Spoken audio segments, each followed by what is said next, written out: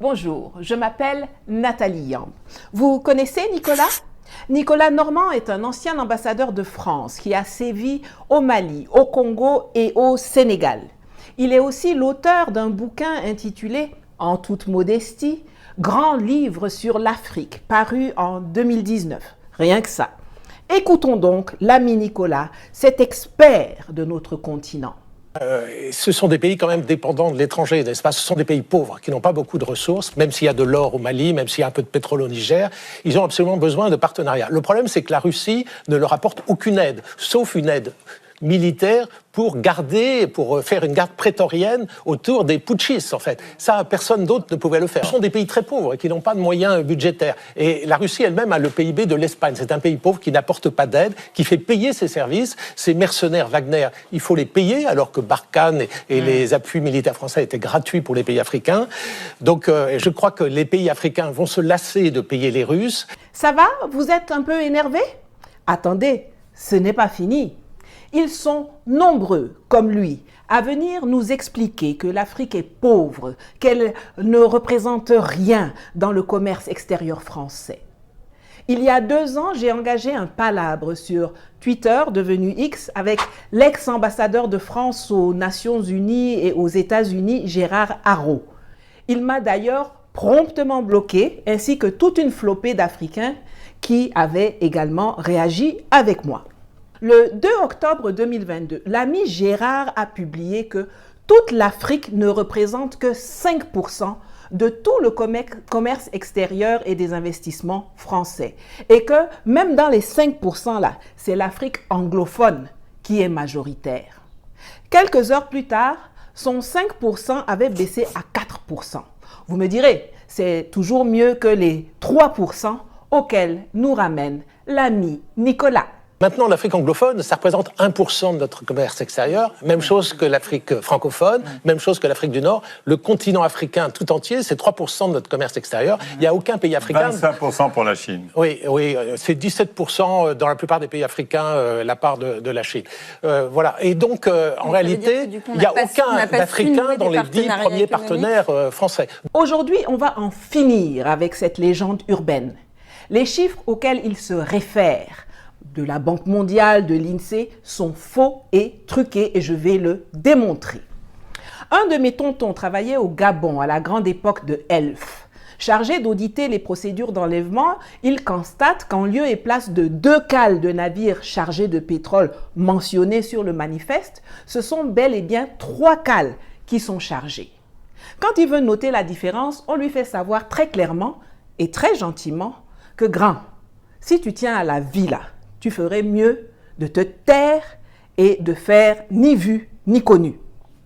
Certains vont dire que non, ça là, elle raconte, elle invente. Écoutons donc le professeur Mamadou Koulibaly, ancien président de l'Assemblée nationale et ancien ministre de l'économie et des finances de Côte d'Ivoire, nous dire ce qu'il a découvert au temps où il était ministre du budget en Côte d'Ivoire. Et écoutez. Moi, je suis allé visiter ici à Abidjan une des plateformes pétrolières, mais en haute mer là-bas, j'étais avec feu le ministre Daouda Thiam, parce que je voulais savoir où passait l'argent du pétrole. Il m'a dit, viens, on va aller. On a pris l'avion, on est arrivé, on a regardé. Quand on est revenu, tu as compris, non? Mais, chers amis, on est couché à Abidjan, les tankers viennent faire le plein et puis s'en vont. Et puis c'est eux qui nous disent, bon, on a pris 10 barils, 20 barils, et nous on comptabilise ça dans le budget. Ça fait que on est pays pétrolier, mais notre production ne dépasse jamais les 40 000 barils jour. 40 000 barils, c'est rien du tout. Mais en même temps, depuis 1960, là-bas, on n'a pas été capable de construire une raffinerie ici pour raffiner ce pétrole ici et puis le vendre ici. Ce petit pétrole-là s'en va et puis on commande du pétrole nigérien pour le raffiner ici et le vendre ici. Après, on se plaint des fluctuations du dollar. Il ne faut pas vous en tenir aux parités, au taux que les gens donnent. Ce n'est que la partie visible. Ce qu'il dit là, qui se passait en Côte d'Ivoire en 2000, ça rejoint, ça corrobore ce que le Congolais Pascal Lissouba, qui fut premier ministre de 1963 à 66, puis président de la République du Congo de 92 à 97, a raconté pour la postérité, c'est-à-dire pour nous, dans un documentaire en 2001, Magnéto. Ça commence sur les puits de pétrole eux-mêmes. Les installations industrielles sont à 600 km de Brazzaville, près de la ville de Pointe-Noire, au bout d'une des rares routes bien goudronnées du pays. On a suivi les panneaux, il faut prendre à droite. C'est indiqué. Voilà le terminal pétrolier de Djeno. C'est ici que transite le pétrole, extrait par Elf, pour son compte et celui du pays. Les puits sont en mer. Au bout d'un chemin, il n'y a rien à voir, si ce n'est quelques tuyaux qui s'enfoncent dans l'océan, derrière une grille. Problème, à partir de cette grille, fini le Congo, tout est contrôlé par Elf, dans le plus grand secret. C'est ce qu'affirme l'ancien président de la République, Pascal Lissouba. Selon lui, le Congo ne savait même pas combien de pétrole était extrait de son sous-sol. Nous ne savions rien de ce qui se passe et nous n'avons même pas la quantité du pétrole qui sortait de notre pays. Nous ne la connaissions pas. Vous voulez dire que les autorités congolaises ne la connaissaient pas. Ne connaissaient pas la quantité de pétrole extraite de leur sol? Par quel moyen? Pour le savoir, il aurait fallu que les Congolais puissent se rendre ici, sur cette bouée qu'on devine plus qu'on ne la voit. Loin des regards, c'est là que les pétroliers viennent charger le pétrole. Seulement voilà, les navires sont Elf, les employés sont Elf, les chiffres sont donnés par Elf et les autorités du Congo assurent qu'elles n'ont pas les moyens d'aller vérifier. Vous avez entendu, non? Pour ceux qui sont encore dans le déni et qui seraient tentés d'affirmer que ce sont des jérémiades victimaires d'Africains frustrés, de panafricains, comme leurs patrons du Quai d'Orsay leur ont dit de nous qualifier, la personne la plus au courant de ces affaires, à savoir l'ex-patron de Elf, le français Loïc Le Floch-Prigent, va nous dire ce qu'il en est. Écoutons-le d'abord nous parler des cargaisons et même des bateaux non déclarés. Au large de ces plages, des quantités de pétrole importantes auraient ainsi été acheminées sans que les officiels congolais n'en soient mis au courant. Parfois même des navires entiers. Et un pétrolier de 100 000 tonnes, cela représente près de 100 millions de francs qui échappent aux caisses du pays. On appelle ça une cargaison fantôme. Interrogé sur la question, Loïc Le Floch-Prigent ne dément pas qu'il y en ait eu. Il y a des cargaisons qui sont produites et qui n'ont jamais été officiellement. Voilà. C'est des choses qui sont arrivées, bien sûr, dans le passé, quand les dispositifs de comptage n'étaient pas aussi précis que maintenant. Alors, on peut estimer qu'aujourd'hui, les dispositifs de comptage sont précis, du moins dans certains pays. Alors si je prends l'exemple quand même concret des pays africains, et notamment dans les années 70, 80, 90, est-ce que les systèmes de comptage étaient précis? Les systèmes de comptage étaient imprécis. J'espère que vous comprenez maintenant pourquoi Patrice Talon voulait à tout prix empêcher les officiels nigériens de superviser l'enlèvement de leur pétrole au terminal de Semek-Podji. Dans ce qui était chargé, il y avait les cargaisons officielles du Niger, mais il y avait aussi sa part fantôme à lui et celle de ses patrons complices français. Donc, que les Nigériens viennent contrôler, comme mon tonton dont je vous ai parlé au début là, ça n'arrangeait pas les affaires de ce voyou de Talon. Et c'est pour ça qu'il les avait fait arrêter en violation des accords signés. Il voulait sauver son mangement, mais son vaudouna ne peut pas gagner contre la vérité et la volonté de souveraineté des Sahéliens. Là, on a vu comment les quantités sont biaisées. Ces chiffres qui sont à la base des données fournies par l'INSEE, la Banque mondiale, etc. Reconvoquons donc maintenant Loïc Le Floch-Prigent pour nous éclairer sur le trucage de la partie financière. Loïc, reviens. Il y a 10 millions d'années, 100 millions d'années de travail qui a été fait par la Terre pour transformer les algues en pétrole. Ces années-là sont des années gratuites. Alors on va trouver du pétrole dans des conditions extraordinairement bon marché et on va le vendre à un prix élevé puisqu'il est en concurrence avec d'autres sources énergétiques.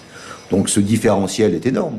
On est à un pétrole grossièrement aujourd'hui, mettons, en moyenne, à 3-4 dollars qui sort, et puis on le vend à 80. Tout cet argent entre les deux est un argent qui va à un certain nombre de gens. J'espère que vous avez bien écouté. J'espère vraiment que vous avez bien écouté. Le monsieur nous dit qu'il achetait le pétrole à 4 dollars aux pays africains et que lui ensuite allait le revendre à 80 dollars là-bas. Les 76 dollars de différence, c'est pour eux là-bas. Nous, on n'a rien dedans. Quand ils viennent s'installer chez nous, ils créent des entités localement. Elf Gabon, Total Cameroun, Total Congo, Total Côte d'Ivoire, Somaïr, au Niger, dans l'uranium. Ce sont juste quelques exemples. Souvent, nos États viennent s'enorgueillir. Oui, on a 30%, on a 40%, 65% dans ces entités. Sauf que, d'une part, celles-là ne payent pas les impôts comme il faut. On l'a vu avec les affaires de Barrick Gold, de Resolute Mining, de Robex, de Allied Gold et compagnie au Mali. Et d'autre part, ce ne sont pas elles qui gagnent le vrai argent parce que c'est sur ces entités locales que toutes les charges sont passées. Si tu as 90% de petits et que moi j'ai 2% de géants, pour moi, dépasse pour toi. Donc, si tu es intelligent, tu vas aussi aller chercher les 2% de mastodontes et ne pas te contenter d'aller crâner avec les 90% de nyama-nyama là-bas. Et c'est le même business model qu'ils utilisent dans tous les secteurs. Quand vous entendez les Français fanfaronner que, ouais, de toute façon, l'uranium du Niger ne représente plus que 20% de l'approvisionnement français, alors que le Kazakhstan est à 40%, mais qu'en même temps, vous les voyez hurler, envoyer des terroristes, violer la Convention de Vienne, préparer une invasion militaire pour remettre au pouvoir leur pion Bazoum, vous avez maintenant tous les éléments pour avoir la bonne grille de lecture. Normalement, quand quelque chose ne vaut rien, n'a aucune valeur ajoutée pour toi, quand on te dit de partir, mais tu cours même pour sortir sans te retourner. Toi, tu dis que je suis laide, que je sens mauvais, que je ne sais pas faire la cuisine et même que au lit là, ça donne pas. Mais quand je te dis que bon, comme c'est comme ça, je vais te laisser, je vais partir et divorcer, comme ça tu seras libéré de moi et puis tu seras libre d'épouser Miss Monde. Te voilà qui te roule par terre, qui t'accroche à mes pieds, qui va rameuter toute la famille pour me convaincre de rester, qui va poser 18 cadenas sur la porte, verrouiller toutes les fenêtres et qui va même jusqu'à embaucher des vigiles armés en leur disant que je ne dois pas sortir et que si je sors, ils n'ont qu'à même tirer sur moi. Aïe! Vous voyez, non? Joli Kazakhstan est là. Nyanga Australie est là. Beauté Canada est là. Tu peux acheter uranium là-bas. Waouh! Pourquoi ça te gratte quand l'aideron Niger, qui ne vaut rien, te dit de partir?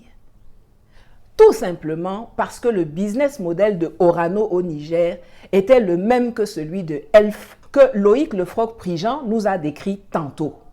Au Niger, ils achetaient à petit prix de l'uranium qu'ils revendaient au prix du marché en se faisant des marges de tonnerre. Alors que chez les Miss Kazakh, Australie et Canada, là, il est obligé de payer ça au prix du marché et sa marge est mingiri comme ça. Et je le répète, c'est pareil dans tous les secteurs. Cette usine n'est toujours pas construite? Non, elle n'est pas construite. Donc la Suisse et la France achètent du minerai brut qu'ils mais ils n'achètent pas. Non. Depuis 1966, ils extraient, ils exploitent, mais ils n'ont jamais payé un franc. Comment ça se fait, ça? Ben oui, mais c'est comme ça, parce que, comme c'est l'uranium, nous ne devons rien dire. Et aussitôt qu'on veut essayer de demander, de parler, on nous fait taire. Ah. Absolument. Depuis 1966 jusqu'aujourd'hui, mais il s'agit ni la France ni la Suisse n'a versé un franc pour tout ce minerai. Alors, si cette vidéo vous a déjà bien énervé, attendez, j'ajoute encore Guassou dessus avant de sortir. Loïc nous a dit qu'il payait 4 dollars aux pays africains et qu'il allait revendre 80 dollars en empochant une marge de 76 dollars.